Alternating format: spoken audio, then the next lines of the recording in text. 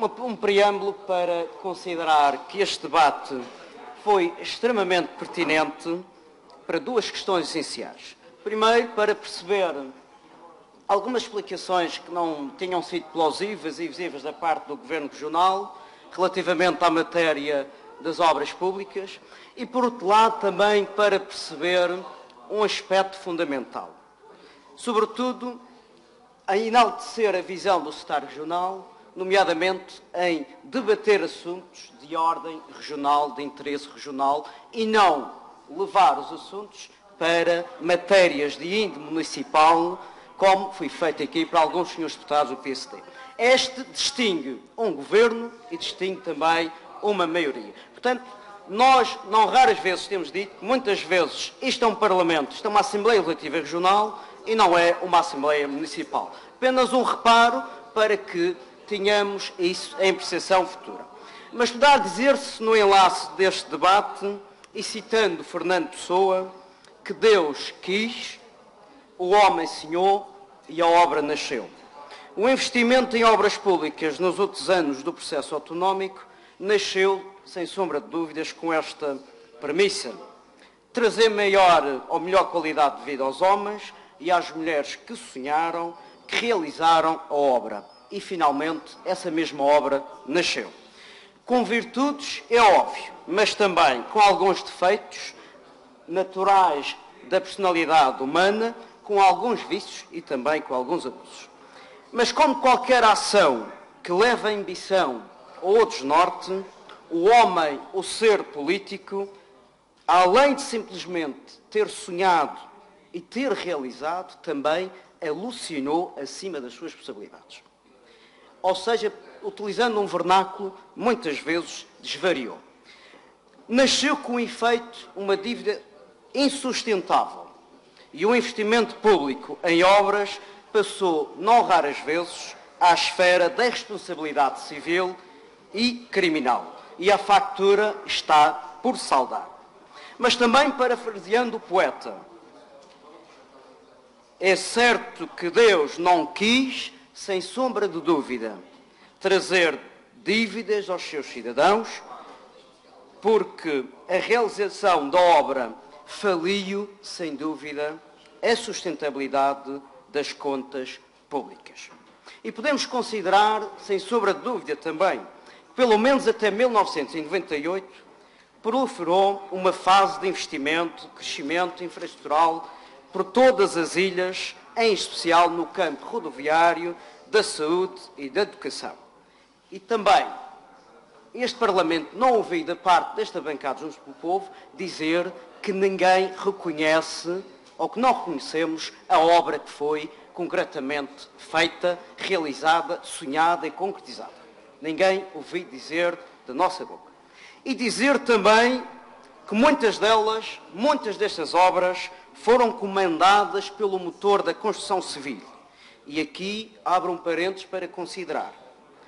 O motor da construção civil que, sem sombra de dúvida, constituiu, do ponto de vista do erário público, uma situação que serviu vários interesses, que serviu para financiar atividades também do ponto de vista do perfil político e partidário. E poderá dizer-se globalmente que a obra realizada nos 30 anos teve um resultado satisfatório. Acessibilidades, infraestruturas de apoio à população, centros de saúde. Todavia, tudo aquilo que passou da esfera do útil e do imprescindível passou a ser despesismo, irresponsabilidade e lesa cidadania. A política foi gastar sempre, enquanto houve dinheiro.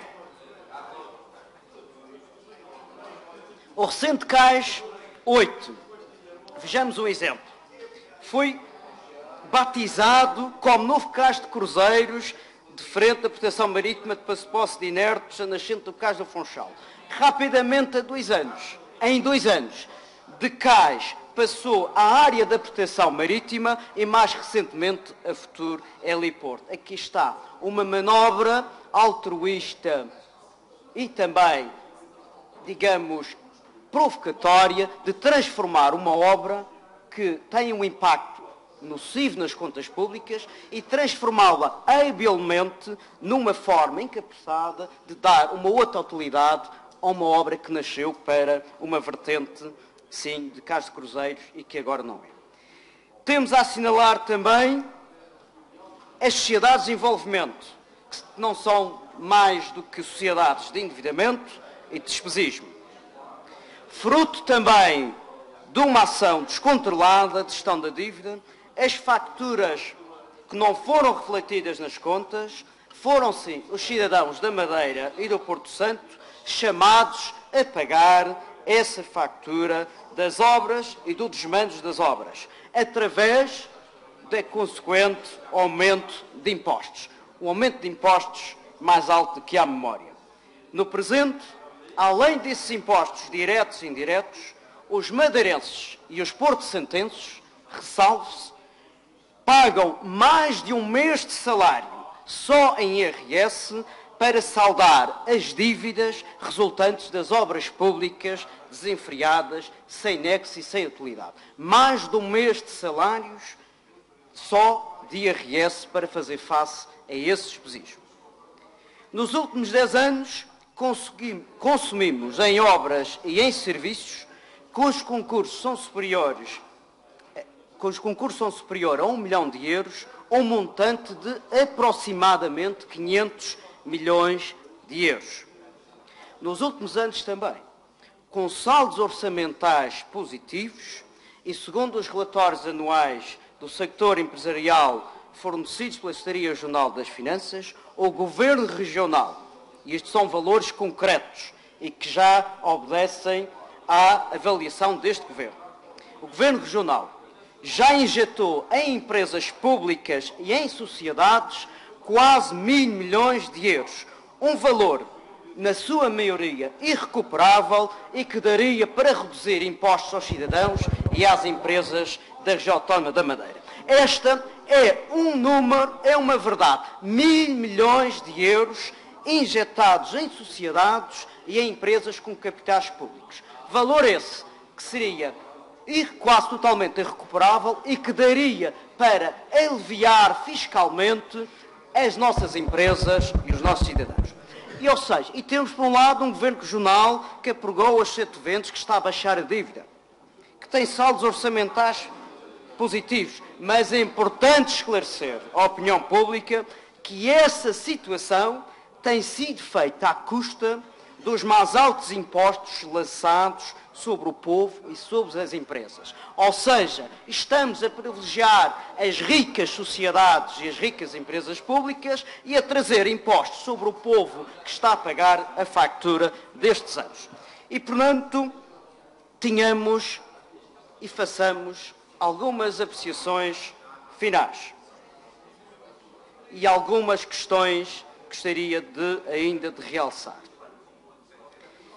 Este Governo, que afirmou aos empresários que lutam todos os dias para dar maior garantia à economia e aos trabalhadores, queria reduzir o vício monopolista da regra concursal dos concursos limitados por prévia qualificação. Mas, pelo contrário, uma vez mais a palavra de Miguel Albuquerque não está a ser cumprida. E aqui discordo e apresentarei dados concretos com o pouco tempo que me disponho para o efeito. Estatística de 2014. As obras com concurso limitado estavam nos 31 milhões, com 26 milhões de concurso público. Estatística de 2015. 9 milhões para ajuste direto, 6 milhões por concurso público, 45 milhões por concurso limitado com prévia qualificação. Com uma breve nota. Destes 45 milhões, 42 milhões são da era deste Governo Regional de Miguel Albuquerque. 42 milhões com obras de prévia qualificação. Se houver dúvidas, vejamos os números de 2016. 19,7 milhões para ajuste direto. 5,6 em concurso público. Novamente, o vício, a descoberta do concurso limitado com prévia qualificação. 34,4 milhões e 5 milhões em negociação. E para quem me conhece e para quem nos conhece, saberão que nós não fazemos estas afirmações gratuitas e que temos estudos e análises feitas para depois mostrar ao Sr. Governo que entre aquilo que é dito e aquilo que é realizado vai uma distância assinalada. E não temos dúvidas quanto ao facto de sermos uma terra também com vícios, uma ilha de privilégios, uma ilha onde determinadas empresas têm acesso a este tipo de procedimento concursal. Vejamos o todo nacional de 2016, de mais de 1 bilhão e 200 mil euros de obras, cerca de 83 milhões são do concurso limitado com prévia qualificação, valores que incluem os Açores, o continente português e a região autónoma da Madeira. Mas destes 83 milhões, estamos a falar de 2016, 34 milhões são da região autónoma da Madeira. Quase 40% do procedimento a nível nacional. Agora, façamos a seguinte conclusão. Qual foi a situação que levou este Governo Regional a descobrir as obras com prévia qualificação? Haverá alguma especificidade por detrás deste tipo de concursos? Não acham estranho que tenha este Governo Regional descoberto nos últimos anos as obras com prévia qualificação, quando a excepcionalidade das obras não vai ao encontro da especificidade dos fins? Terá a região autónoma da Madeira tanta excepcionalidade para as obras? Por que razão estará as entidades públicas e o Governo Regional a restringir com determinadas especialidades para obras menos especializadas? Se antes a prévia qualificação era utilizada para determinadas áreas e obras de caráter específico, agora surge uma nova conclusão.